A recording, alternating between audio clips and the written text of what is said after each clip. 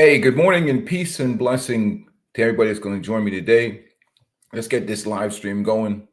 We're going to get right into the topic. Then I'm going to get this finished. We're going to discuss it, and then I'm going to hit the gym. But let's start from the beginning. What is hypergamy? Hypergamy is social science, refers to practice of marrying or dating someone with a higher social status, wealth, or education than oneself. Is often seen as marrying up, is distinct from hypergamy, but which is marrying somebody in a lower status. Okay, so from a biological standpoint, from evolutionary biological standpoint, women like to marry, whether it be physical, financial, or whatever else.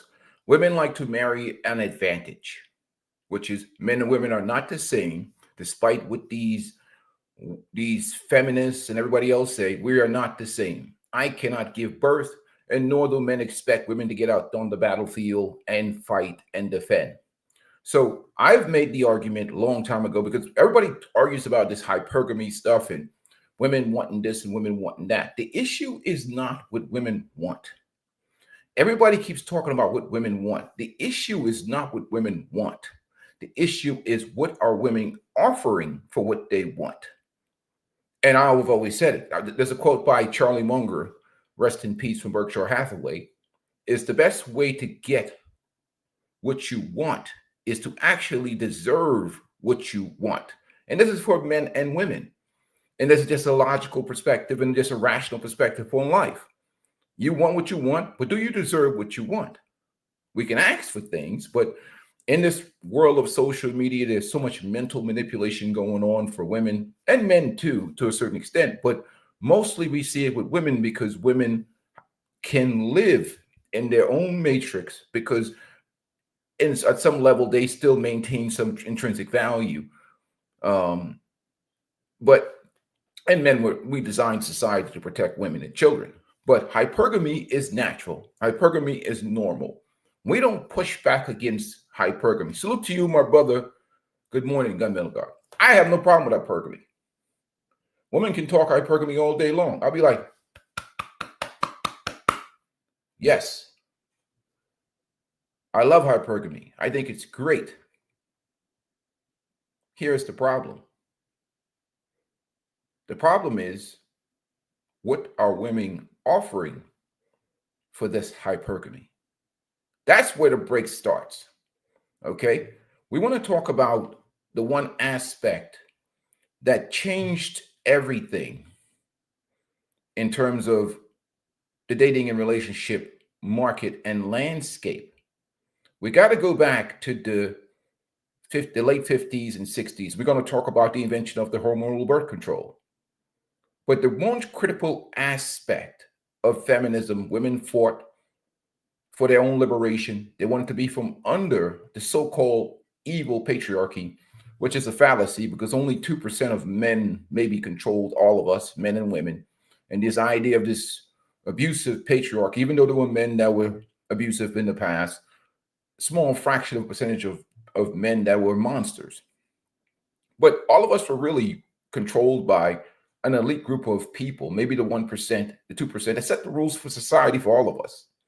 So this idea of this ruling patriarchy, men were just trying to survive for the most part throughout the history. Black men especially, we ain't impressed nobody in America, that is, especially. So when we move past this idea of men having an issue with hypergamy, that's where the fallacy comes in. It ain't what you're asking for, it's what you're offering. And we see this conversation all the time. Like, you see women like Lisa Ray, who's like almost 60 years old, talking about she expects a man to pay all of her bills and treat her like a queen. I mean, many instances, she's moved way past. I mean, we talk about grannies out here.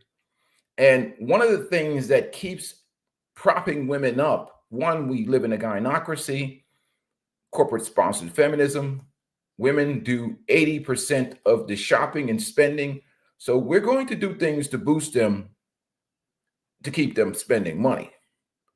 And and to some extent, the stabilization relationships and whatever else, or empowering women in a certain way keeps them shopping and spending money. It's just the way it is. I guess for those people that are part of elite, it was a business decision. But getting back into what women see as what they deserve versus the value that they're offering to men, which is the critical issue and why men frown away from certain types of relationships. So the issue is not hypergamy. We're going to talk about the one aspect of feminism that changed everything. And we're going to head back to about the hormonal birth control. And this idea of men paying 100% of the bills for women that have enjoyed sexual liberation.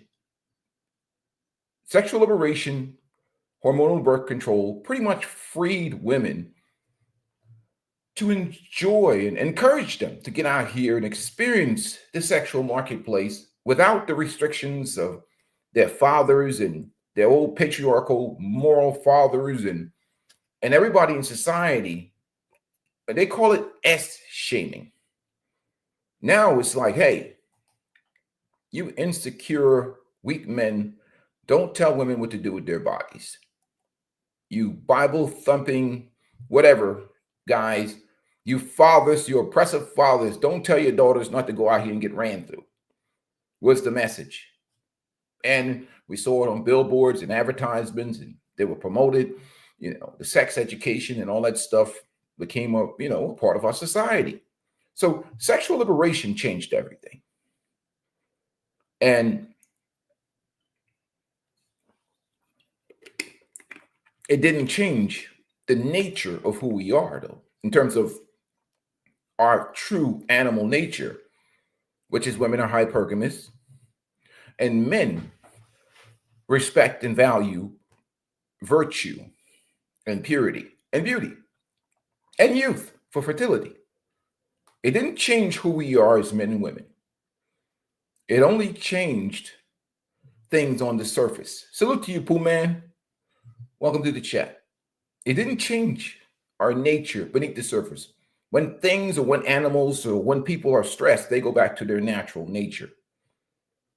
So it didn't change us at our core level. Women are going to be a hypergamous. That's natural and normal. Men should never fuss about that.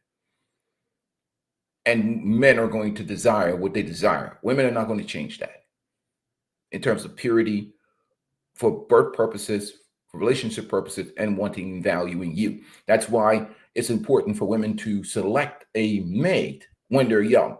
And I always encourage young women, get an education, get a career, and get a man at the same time while you're young. Get your best option while you're young, period. You start waiting till you're getting into the other side of things. If you listen to these feminists and you get out here and get ran through and ramrodded by a small percentage of men, don't make it seem like all men are running through women. Only a small percentage of men are running through women. So this idea that there's these guys out here that's creating these 304s is a problem, right? So here's the problem with the sexual revolution created. And the idea and the expectations on men is they're expected to wife up these women. And this is where the term hoflation came in. The concept of men having to work 20 times harder than their grandfathers did for women 20 times worse than what their grandmothers were.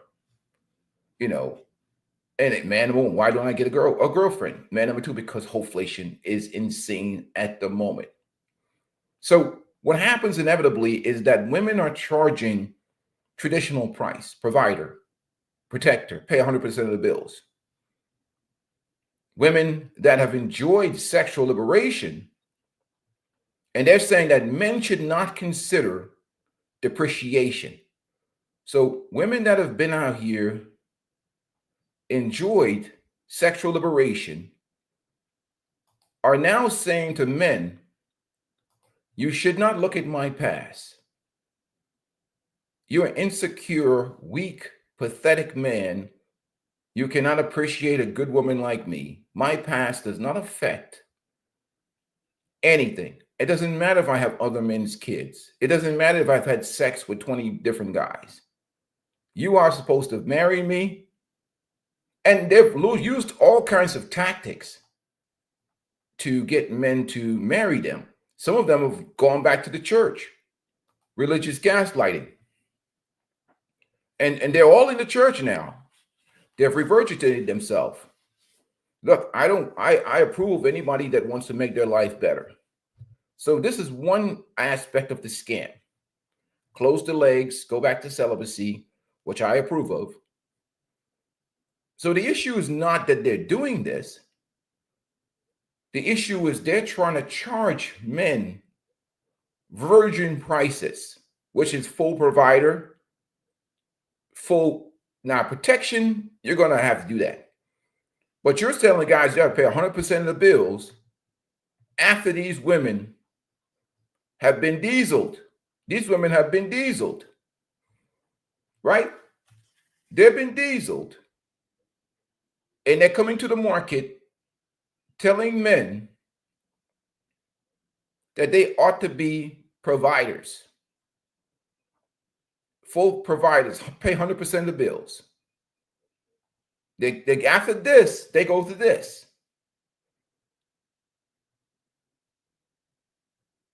And they've thoroughly enjoyed this. That's where the problem comes in. That's where the issue lies. So it's not what they're asking for, it's what they're offering. And this is what men are not falling for. Men are not falling for this. And now they're shaming men on the internet. I see them shaming men all the time. Oh, y'all are not providers. Men traditionally in the past, you're paid, paid 100%. It's not what you're asking for, it's what you're offering. And then they hit you with 30 scriptures. So now you go to this. You got to call them out on this shit. You got to call them out. Now they hit you with that.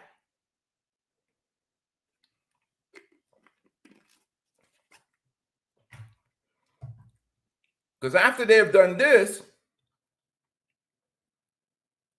they got dieseled. They go to this to try and grab them a sucker. And they try and make an issue about they shame men. You're not traditional anymore. You're not like your fathers.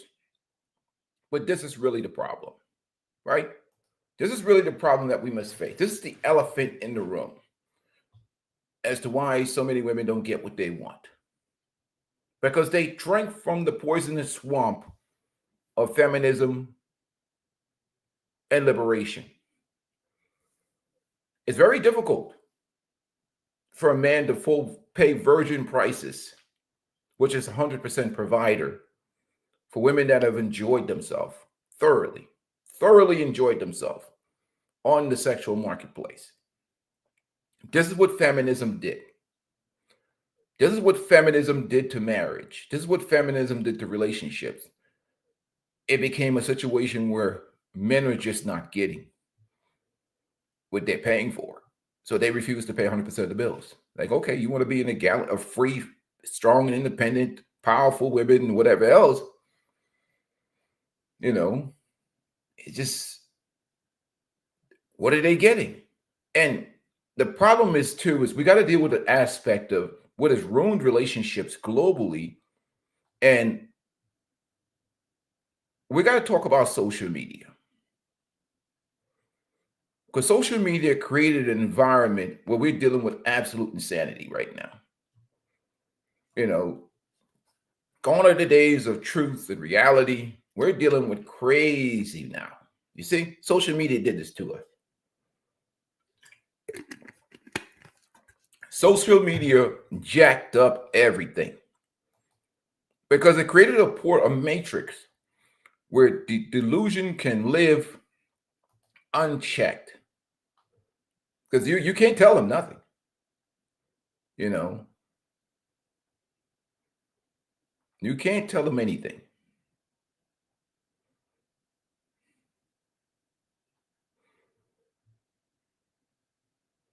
And it only gets them upset because now they start the shaming. They start the shaming. You know what I mean? The shaming language comes, the anger comes, the frustration comes, and they get angry and they get mad, you know? And what happens with sexual liberation is this aspect of it too, is that you're dealing with a woman that has been heavily imprinted by multiple men. And a lot of men are getting that. And religion will not change the nature of what happens from what sexual liberation has produced in our society. But we want to get into the clip that I really want to get into with you guys, which is one of the things I enjoy is seeing what the internet has opened is a global perspective on dating and relationships, right? And we're going to talk about that. One of the most interesting places in the world for me is the Chinese marriage market down at the park, where families and women and men get together and they meet at this park in many of the cities in China to find themselves a mate. I find it fascinating because the internet has changed so many things, and it really gives us an idea on a raw perspective, because the Chinese people are very pragmatic. They remove all the emotions from things and they really get down to the nitty gritty of discussing value and worth. But the internet is global, delusion is global, the crazy is global. It's not just here in America. Delusion is everywhere. You know, social media changed everything. It changed everything. And it's not just here in the West, it changed everything globally. So you have to vet very carefully, no matter where you are in the world, for people that are quality and of value, you know. And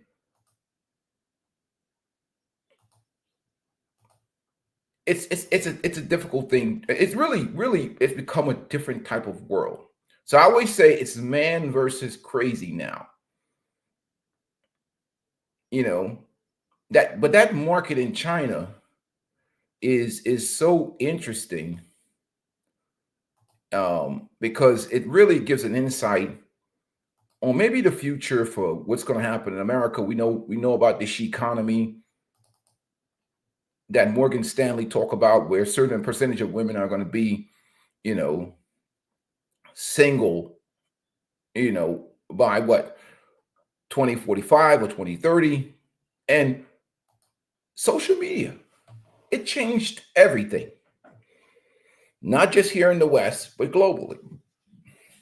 You know, it's a lot of distractions and manipulation that happen within relationships. You know, hey guys, make sure you hit the like button. We have 10 people watching. Please hit the like button on your way, on your way in.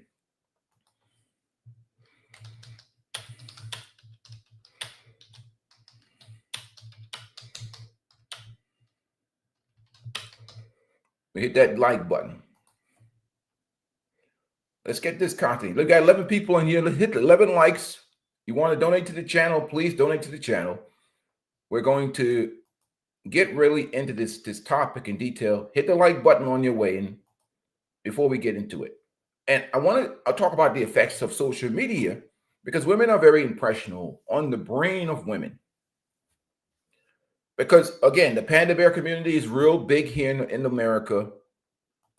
The panda bear community is huge. Lying to women for profit is a but again, corporations are invested in this because it keeps women spending money. You want women spending. Divorces puts a lot of money in the women's hand. Women spend money. Failed relationships, women's failed money. Women out here dating, they spend money. That's why you see when men started checking out, everybody panicked. Was like, holy crap, who's going to sponsor all this crap? Yeah, women work and they have money, but they spend all their money quickly and they need extra money. So where are they going to get it from? They got to get it from men.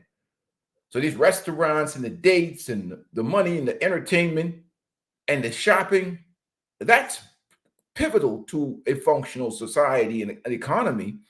And if men are checking out, that's going to cost a lot of money. Very, very expensive for anything when men start not doing the things they've done in the past. But the problem here is these guys are realizing that this is relationship price gouging. It's gouging because men are not getting anything special. So I go to the Chinese marriage market. I saw this clip. China Unvarnished. Salute to them. I want to give them props for their good content because it gives a global perspective. You know, they say, well, I want to talk. It's not just black women, white women. It's women globally that have been taking this crack. It's women globally. The only difference is in those cultures, they cannot really practice the things because there's not government empowerment and there's not the state and corporations backing those women. They basically depend on their family. There's no social safety net. So really, they can't really. Feminism without government empowerment and corporate sponsorship is just pure, flat out delusion. So really, it's us as a society that prop this stuff up and boost women in the West. I mean, because feminism is a fantasy without men. Men are the ones that enforce anything against men. So it's all a fantasy. But we'll play along because we're men, and it is what it is. So let's continue on. Let's share screen. We're going to go to one of my favorite places, the Chinese marriage market.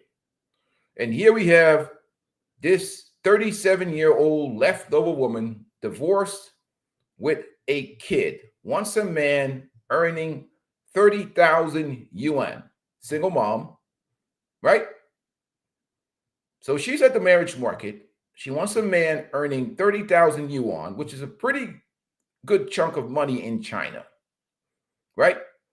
Again, we talk about it. It's global.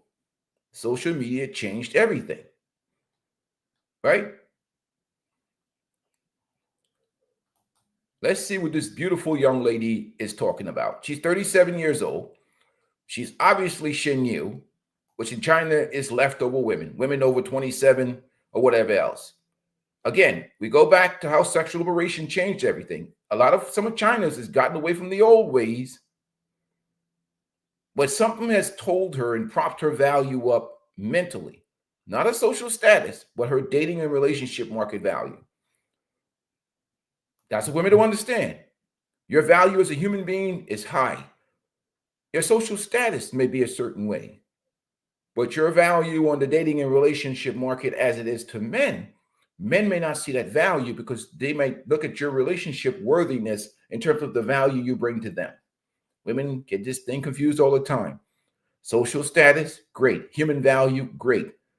But your dating and relationship market value may be trashed even though you have high social status. You see that with Tracy Ellis Ross and Lisa Ray. We see that with women all the time. White, black, it doesn't matter what. They have high social status, low relationship dating market value because a lot of value is based around youth, beauty, and fertility. Fertility, youth, beauty. That's just natural. That's just human nature. Men are not going to pay for depreciation unless they are complete, absolute simps. Now, if the woman comes from an emotional perspective, the man falls in love with the woman. She's willing to offer him tremendous amounts of value in terms of emotionally and psychologically. Maybe that can work. But in terms of playing the hypergamy game at an older age, God help you, ladies, it's not going to work. But let's continue on. You better attack the man from an emotional, psychological peace level. That may work. Let's continue on. Specimen A, Exhibit A, 37-year-old leftover woman divorced with a kid. Let's see what she's talking about. 你是第一次来这里吗？对呀、第一次来这里啊？你现在个人是什么情况？ At a matchmaking corner in the park, a man doing real-life interviews talked to a divorced single mom who came looking for a partner, trying to understand the true dating standards of older single women. The man looked at the woman a few times and smiled as he asked, "Miss, is this your first time coming here for matchmaking?" The woman nodded shyly and replied, "Yeah, it's my first time just checking things out." The man shifted his tone and asked tentatively, "What's your current situation?" The woman answered in a low voice, "Divorced with a child." The man continued, "Oh, you've got a kid. How old is the child?" The woman said, 8 years old. The man paused and turned to ask an older woman nearby, "Auntie, what kind of man do you think is suitable for someone like her?" The auntie said, "Well, the key is really to see what kind of height requirement she has. A lot of women are picky about a man's height." Upon hearing this, the woman responded without hesitation, "I want a man who is at least 1.75 meters tall." The man couldn't help but glance at her and blurted out, "From what I can tell, you're only about 1.58 meters tall, right? You're aiming for someone 1.75? Isn't that a bit too demanding?" The woman, slightly annoyed, replied, "A height of 1.75 meters is normal for a man. It's not like I'm asking for something outrageous." The man half jokingly, half seriously asked, "Well then, let me ask you, don't you think someone who's 1.60 or 1.65 meters tall is more suitable for you? Why are you so fixated on height?" The woman thought for a moment and replied, "I think 1.75 meters is a basic standard for men, isn't it?" The man wouldn't let it go and asked the auntie again, "Auntie, do you think it's too much for her to insist on a 1.75 meter tall man?" The auntie said, "It's not that high a bar, but I think slightly shorter men can also be good." The woman, now slightly emotional, responded, "It's not like height is a hard requirement for me. I just don't want the guy to be shorter than me, that's all." The man took a new angle and asked, "Then let me ask, just now I saw a guy who works at a construction site, makes 5,000 yuan a month. Why did you reject him?" The woman's tone suddenly hardened. "It's not that I look down on him, but I care more about a man's capability. If a man has no ability, how can we build a life?" The man laughed and asked back, "But you're divorced and have a kid. Why would a capable man want to take on your situation?" The woman snapped back, "So, just because I'm divorced with a child, I have to settle for someone worse than me? Then what's the point of even finding a man, just to downgrade my quality of life?" The man clearly didn't agree and pressed on, "So you're saying, you want a man to improve your current financial situation?" The woman, a bit So that's where you get. So fair use. I have to stop. I don't want to stop. I have to stop because I'm doing a reaction video. Salute to China and Vanish. I'm gonna let this run as long as I possibly can, because I'll react afterwards. But let's continue. Fair use. So far, it is what it is. You see, she has the same delusion that women living in the West do, women of all communities in the modern era. So let's continue on. angry now, said, "That's not what I meant. I just don't want someone worse off than me, financially speaking." The man's tone dropped. "But in reality, men with better financial conditions than you, they probably won't choose a 37-year-old woman with a child. Then what will you do?" The woman, unconvinced, countered, "Who says no one will accept me? Who says 100% of men won't?" The man bluntly said, "Then how come you've been divorced for years and still haven't found the kind of man you want? You're asking for 1.75 meters tall, financially well off, able to support you. Would such a man accept your age and the fact that you have a kid?" At this point, the woman clearly lost some confidence and said, "Well, it depends on the person, right? If he's also divorced, maybe he can accept my situation. The man kept pushing. Then could you accept a man making 7,000 to 8,000 yuan a month? The woman immediately replied. No. The man mocked. See, many people say women aren't coming to matchmaking to find husbands, but looking for temporary workers. In other words, you just want a man to help raise your kid, improve your financial situation, and do the hard work. The woman responded even more firmly. What I mean is, I won't go for a man who's financially worse off than me. What would I want him for then? I'd rather live alone. The man chuckled coldly. What if he's a good person? Treats you well, respects you, does your laundry, cooks, is patient and devoted. The woman shook her head immediately. I don't want that kind of man. I'm not looking for a nanny. I want a man with financial ability. The man said, Then do you think your expectations are grounded? Are you truly here to find a life partner?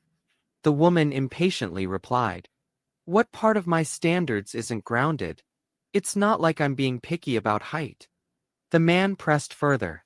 You say that, but would you accept a man who's 1.60 meters tall?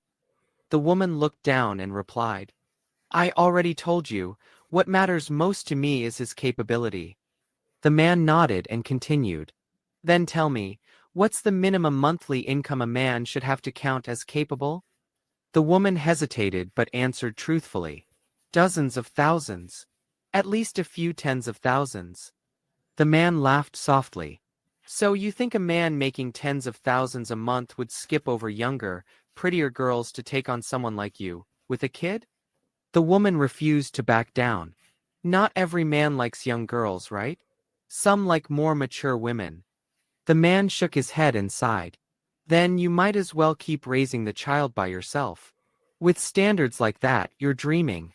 Don't you want to have a home? The woman raised her voice. Am I supposed to settle for a man who only earns a few thousand a month?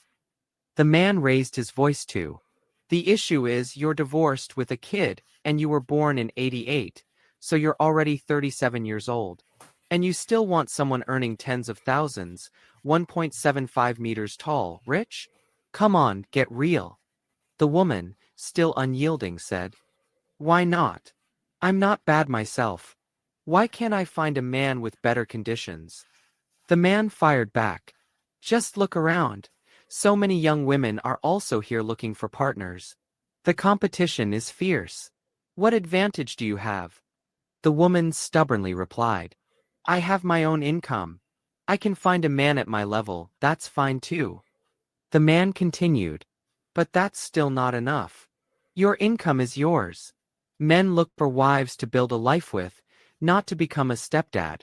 If you're hoping a man will improve your financial condition, let me tell you, that's not going to happen.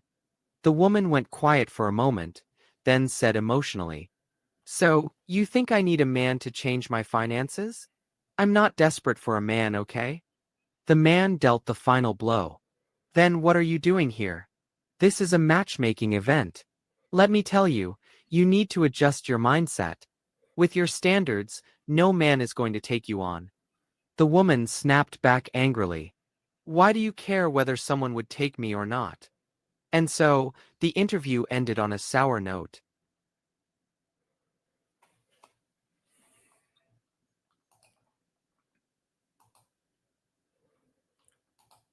So basically, he talked to the wall. He was talking to this lady here. You can't. You're having a logical conversation with an emotional creature. That's why I don't have women on the channel. Because what's the point of me raising my cortisol levels or giving myself diabetes and heart disease, going back and forth with a creature who lives in the matrix? It lives in a world of delusion. So when I'm in my private life, when I'm walking around my private life, I'm about to go to the gym after this stream. Do you think I have these types of conversations with women? I don't have a conversation like this with women. I'll be like, hey, ladies, how y'all doing today? I'm here for the gym. Y'all ready to work out? When I don't have these conversations I have on my channel with men. When I meet women in real life, I kill them with kindness, gratitude, kindness, respect, and appreciation.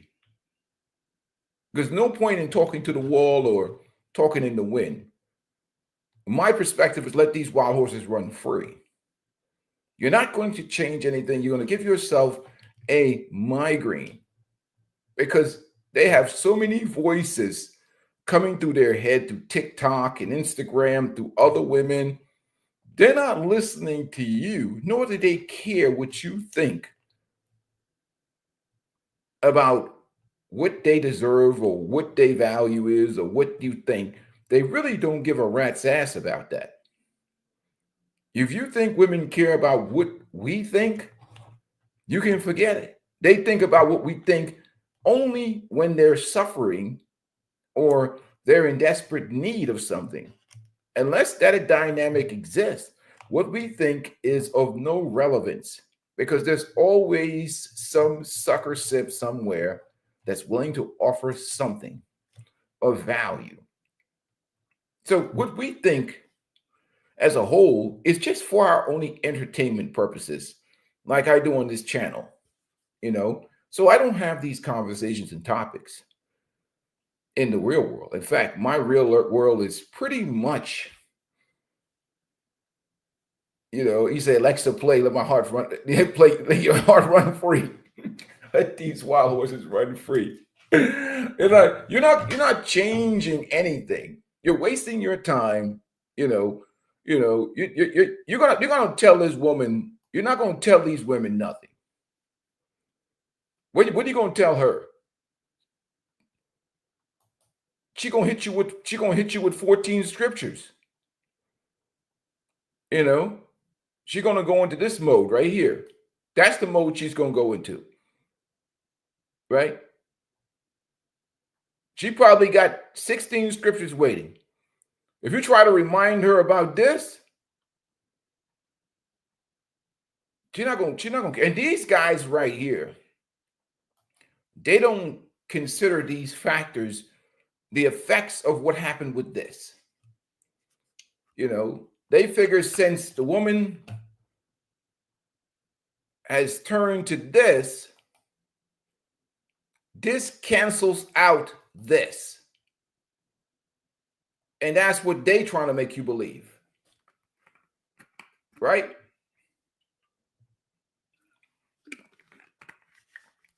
So in the end, this is really the problem that men are dealing with right now. This is the problem. This is the issue. It's not what they want, it's what they're asking, what they're offering. It's really that simple. It's really that simple. Let me get that off the screen, that Cash App thing.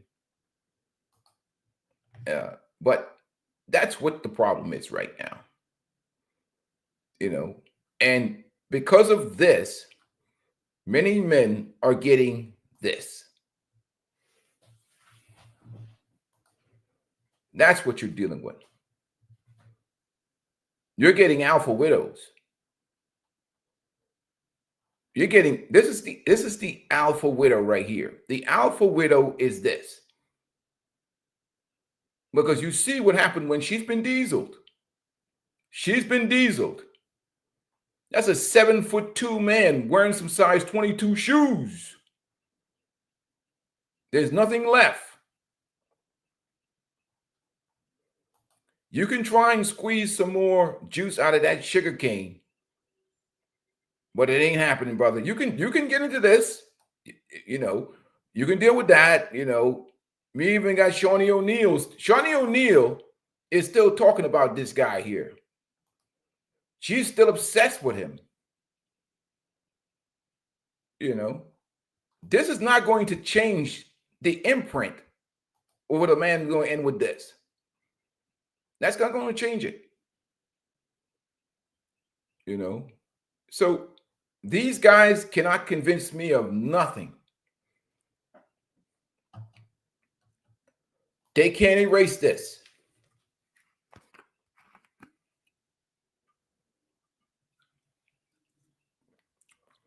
So here's the elephant in the room, that the problem, the barrier to hypergamy.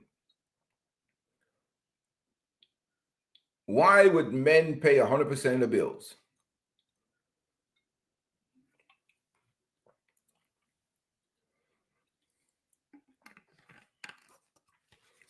Because what they're doing now is try to gaslight men about traditionalism. You guys are not traditional, but are you traditional? You drank from the poisonous swamp of feminism. You're not traditional, baby. So guys that got to get price gouged and pay 100% of the bills for a woman that has enjoyed this, and now you're going to shame the men?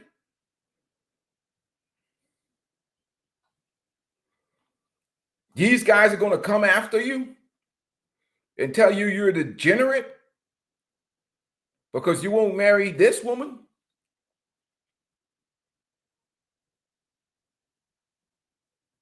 Or worse, you know what I mean? You want to get a woman after that? Yeah. Good luck. So we're dealing with an environment that we're dealing with absolute crazy now.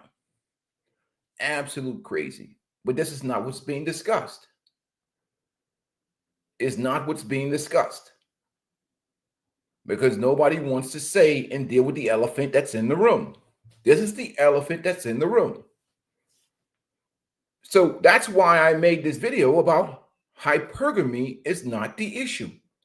Hypergamy is natural. Hypergamy is normal. I would make the argument that hypergamy is good.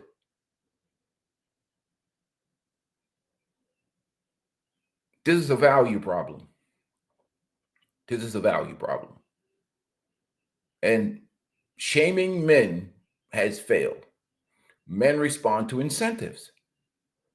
And that element of what happens now, and even you see when you see these shows, you see all these older women on these panels, these Xingyu women talking about men being traditional. Well, if you're 40 years old, geriatric pregnancy is 35. But they won't help the younger women. They won't help the 18-year-old girl that's still a virgin and tell her, look, when you go to college, don't sleep with people.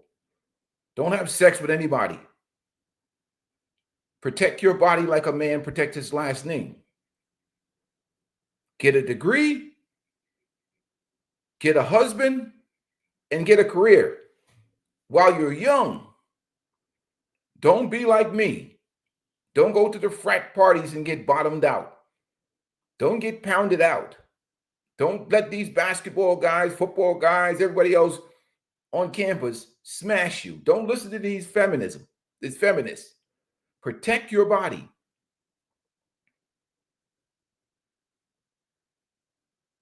Because there's only two levels a woman can give a man. Birth of a child, access to her body. Birth of a child, access to her body. It's a two level. But these old feminists, they won't help the young women because they're competing for them. They shouldn't supposed to be, it's dysfunctional because they ain't supposed to be single. They ain't supposed to be single. But they're out here doing the Lisa Ray, doing the Tracy Ellis Ross, trying to gaslight men on their value.